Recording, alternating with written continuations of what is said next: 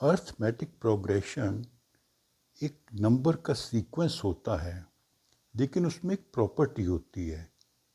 उस सीक्वेंस के कोई भी दो कंसेक्यूटिव नंबर्स का अगर हम डिफरेंस लें तो हमेशा सेम होगा।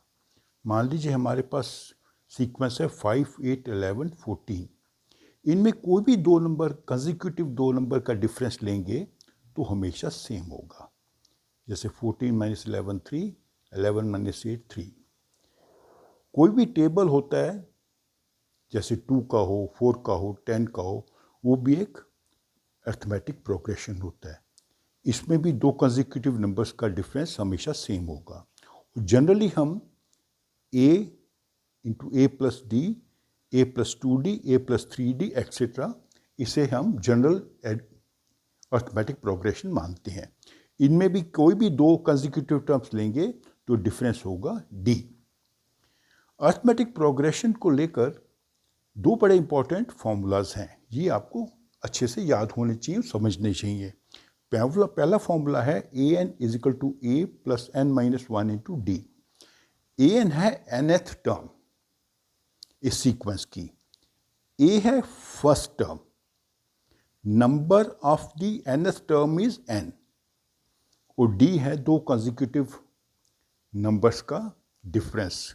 मान लीजिए हम यही वाली सीक्वेंस लेते हैं 5, 8, 11 एंड 14। इसका अगर हमने 10th टर्म ढूंढना है मान लीजिए, तो 10th टर्म में हमें ये फॉर्मूला लगाना पड़ेगा a plus N minus 1 into D. यहाँ पर a फर्स्ट टर्म है वो है 5, 10th टर्म ढूंढनी है तो n हो गया 10, डिफरेंस है 3। तो जब इस फॉर्मूला में हम ये वैल्यूज लगाएंगे तो हमें 10th टर्म पता लग जाएगी 32। इसका दूसरा फॉर्मूला है सम, n टर्म्स का सम पता करना। उसके लिए फॉर्मूला क्या होता है,